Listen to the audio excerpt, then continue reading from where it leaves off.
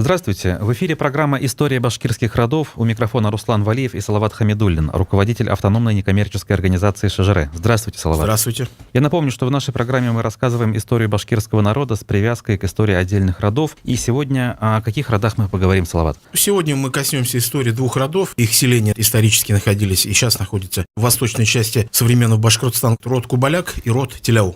Правильно ли я понимаю, что род Кубаляк произошел от слова «бабочка»? Ну, все правильно. Все просто, да? Но нет, бабочки, это вообще на самом деле это антропоним. У нас, кстати, в истории Башкирии всего, вот по моим, так сказать, прикидкам, всего лишь две волости по имени конкретного человека были названы. Названия возникли от антропонимов. На Крайнем Западе это была так называемая Надырова волость. Это сейчас она полностью находится на территории современного Татарстана. Еще даже западнее Альметьевская. Тоже был такой башкирский старшина Надыру Разметов. И когда вот шло освоение Закамья, были построены Закамская линия крепостей, а уже в начале 18 века новая Закамская линия строилась, и вот пригласили вот этого башкирского старшину. Он бежал как раз в Башкирии, бушевали восстания, и вот он переселился Надыр Уразметов на запад. Ему в подчинении дали ясачных татар, которые были введены в Тептярское сословие, и собрал он также безземельных башкир тоже в Тептярском сословии, и вот создал отдельную вот такую Надырову волость, занялся потом добычей нефти, он считается как бы вообще основателем нефтяной промышленности. Первый завод открыл нефтяной вот на реке Зай. Это в каком веке? В первой половине 18 века. А на Крайнем Востоке возникла тоже по антропониму Кубалякская волость. Был такой реальный человек. Он, кстати, был нагайцем по происхождению. Его звали Кубаляк, то есть бабочкой звали. В башкирских языках это существо не женского рода. Вот как бы мужчин тоже называли этим именем. Возникла вот эта Кубалякская волость. Но так как волость была вот сейчас порядка 12 аулов кубалякских, от одного же человека не могло же настолько размножиться, что выросло 12 аулов. Делаем вывод, что основное это население возникло просто за счет башкир соседних властей, которые просто туда переселились. И вот когда начали проверять по генетическому анализу, там оказался на самом деле полный такой винегрет. Была и гаплогруппа вот такая чисто степная N1C. То есть это говорит о том, что, может быть, это в прошлой передаче мы говорили о Куваканской волости. Они выходцы из Монголии, вот как раз N1C, возможно, часть куваканцев туда вошла, часть табынцев. Был князь Турманбет Ялтиков, тоже он как бы не вписывается в родословную этого нагайца Кубаляка. Одним словом, это такая сборная волость, изначально была территориальная, потом вот она выделилась в самостоятельную единицу. А что касается рода Теляу, который тоже находится по соседству, кстати, вот потомки этого Кубаляка, они первоначально жили в Телевской волости. Телевская волость или Теляу, ну, такая адаптация. Видимо, были припущенниками, и вот потом образовали свою Кубалякскую. Что касается рода Теляу, у него очень, по меркам историографии, такое сложная история объяснения этого названия. Дело в том, что если мы обратимся в Центральную Азию, в эпоху тюркских каганатов и даже до этого, тюркские племена состояли, в общем-то, из двух крупных племенных группировок. Вот, собственно, тюркская и другая группировка тюркоязычных, тюркоговорящих племен. Они себя тюрками не называли тогда еще. Которая в китайских источниках, она именуется Теле. И долгое время считалось, что вот все вот эти тюркские названия, ведь род Теляу есть не только у башкир, и у нагайцев есть, и у казахов есть. И потом на Алтае есть народ Телеуты, есть племя Телесы, Теленгиты, и все этнонимы всех вот этих подразделений как раз вот выводили из названий якобы племенной группировки, которая в китайских источниках называлась Теле. То есть фактически это племена и роды не родственные. Вот это мы еще пока не можем сказать, знаем или мы не знаем. Дело не в этом, а дело в том, что их название выводилось вот от китайского термина Теле. Потом сегодня, вот благодаря работам выдающегося тюрколога Сергея Клишторного, к сожалению, уже покойного, было выяснено, что Теле это не передает их народное название. Это просто китайская адаптация монгольского термина тегрек – тележники. Вот. А себя, в общем-то, они называли агузами. И поэтому вот эта теория о том, что вот этот древний этноним Теле, который появляется в веке в V, наверное, что все вот эти названия перечисленные, Телеут, и Теляу, Телес, Теленгит,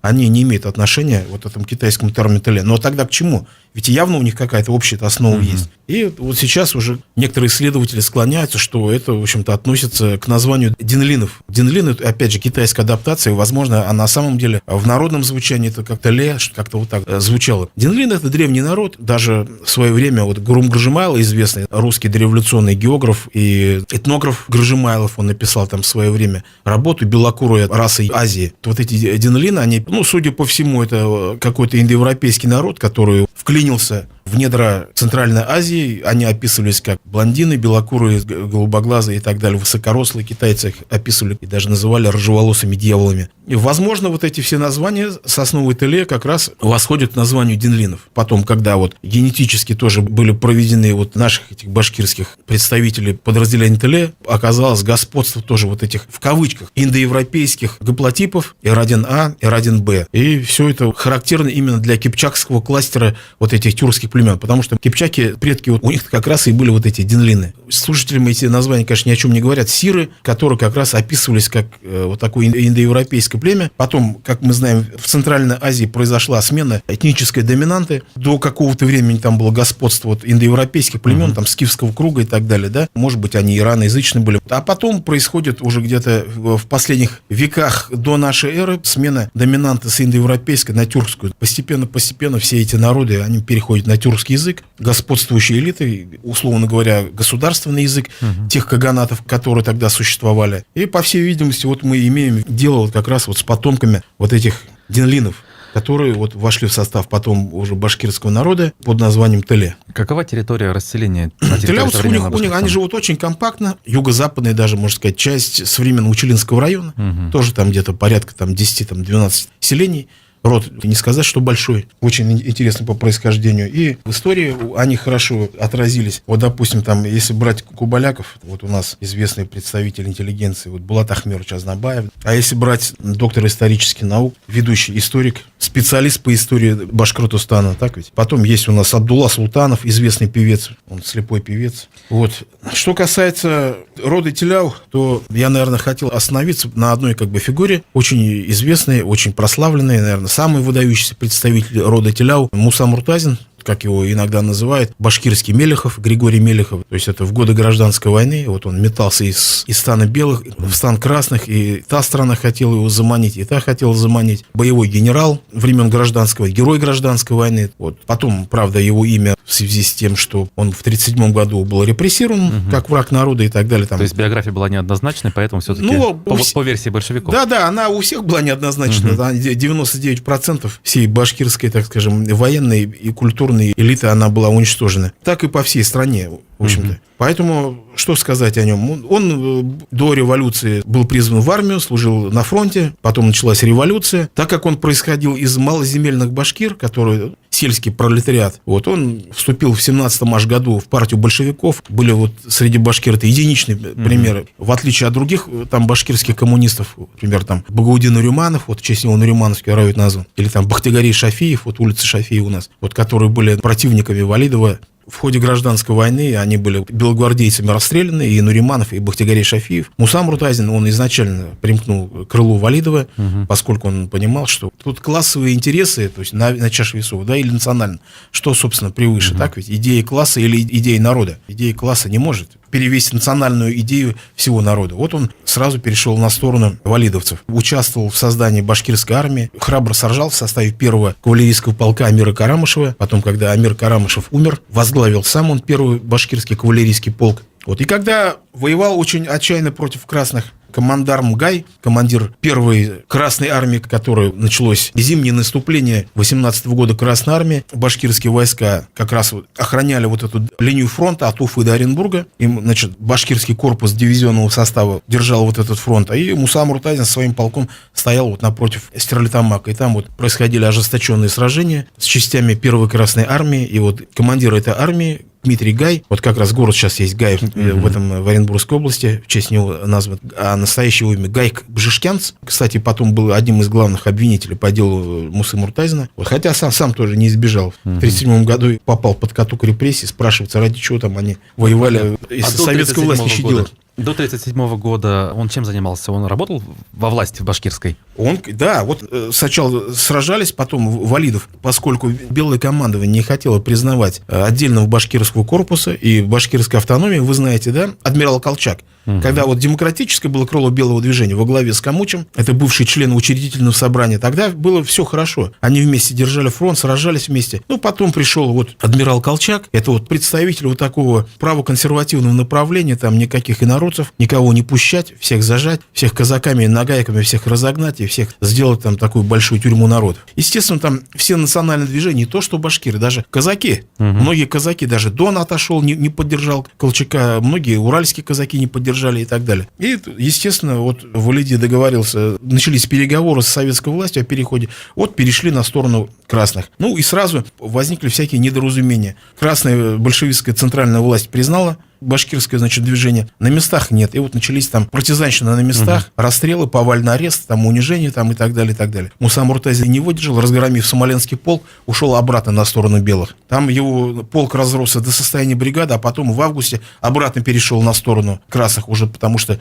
договорились там, признали свои ошибки, уже с распущенными этими знаменами, с гордо поднятыми головами перешли на сторону снова красных. Вот эта бригада Мусы Муртазина. Вот. А потом он отрабатывать автономию послали. Сначала, значит, на Уральский фронт против уральских казаков, а потом на Польский фронт, где он башкирская отдельная кавалерийская бригада на Польском фронте показала чудеса храбрости. Там он получил 2 ордена Красного Знамени. Вот такая была ситуация. А в 1921 году поставлен во главе Башкирии вообще. Там же вот у нас здесь был конфликт, так называемый, Шамигуловщина. Ярый противник башкирской автономии в лице Гали Шамигулова, одного коммуниста, такого левацкого направления, устроил маленький такой геноцид башкирскому народу, зверство этих отрядов под видом борьбы с Валидовым. Тут поголовно шло уничтожение башкирского населения.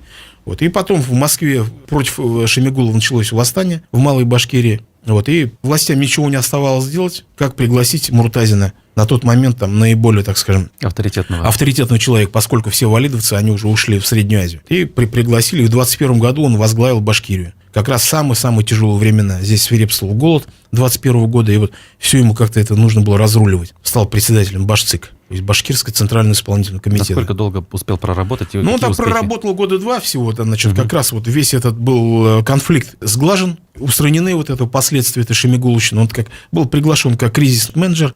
Все могло случиться. Такая резня происходила. Когда все успокоилось, его перевели в Москву, поступил в Академию имени Фрунзе, учился, в Москве находился, в управлении РКК в 1935 году. Он, хотя на фронте он фактически уже был комбригом, то есть там вот это была чехарда с воинскими чинами в Красной Армии. И когда вот какой-то вот каркас вот этой системы чинов была установлена, ему подтвердили что в 1935 году, что он комбриг. Хотя он уже фактически в 1920 году бригадами командовал. Вот. А потом, незадолго до смерти, он почему-то на знаках отличия, у него уже не комбриг, а у него 2 ромбика, генерал-майор. Соответственно, пока историки не нашли подтверждающий документ, но фотография – это тоже документ.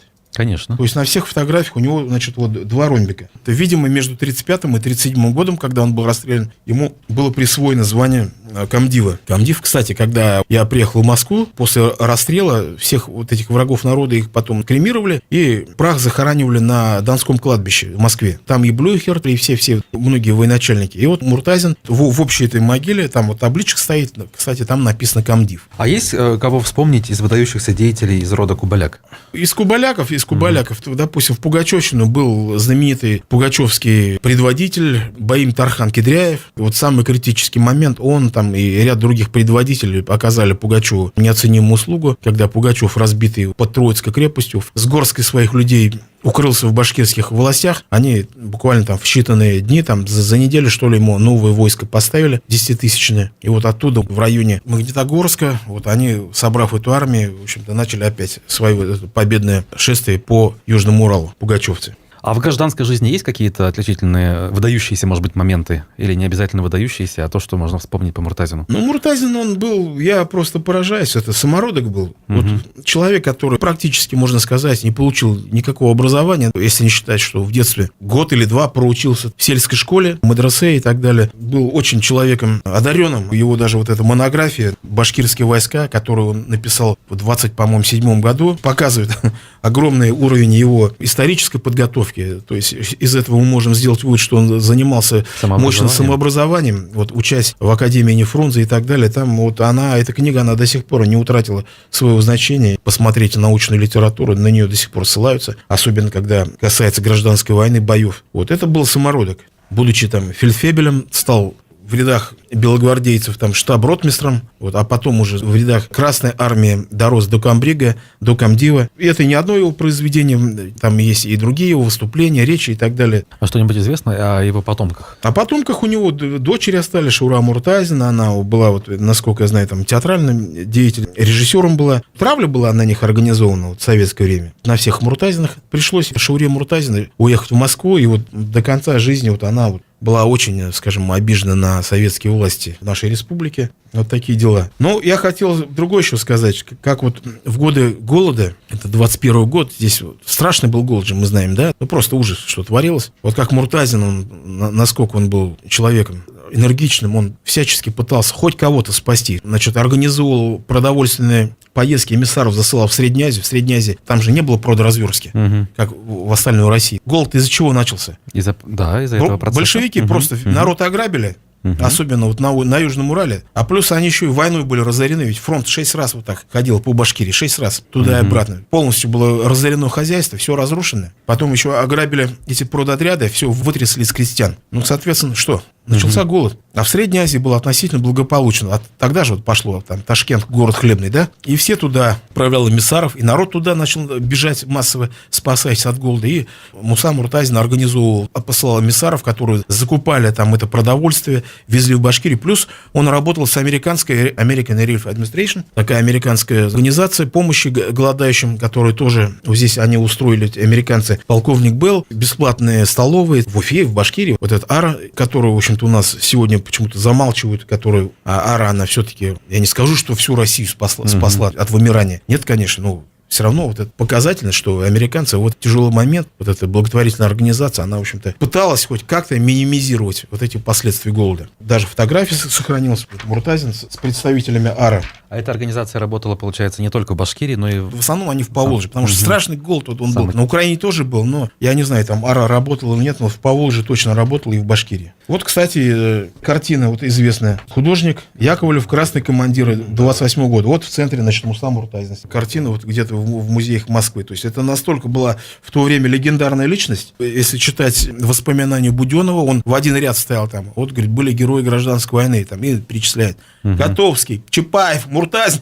Ну, к сожалению, таких историй, да, много было. Да. То есть я хочу сказать, эта личность была очень значительная. Вот сразу после гражданской войны, где вот прогремел на весь фронт, всю Красную Армию, его бригада прогремела, он считался вот одним из героев войны, и его ставили в один ряд вот с такими, значит, личностями. Потом, естественно, 1937 год, как мы знаем, полное умолчание, там английский, японский шпион, контрреволюционер, буржуазный националист, всякие ярлыки. А его реабилитировали в итоге? Ну, естественно, реабилитировали. Еще 80-е или только 90-е? Нет, после Сталина, в 56-м, что ли. Спасибо большое. Я напомню, что в эфире была программа «История башкирских родов». У нас в гостях был Салават Хамидуллин, руководитель автономной некоммерческой организации ШЖР. Спасибо вам, Салават. Спасибо. До свидания.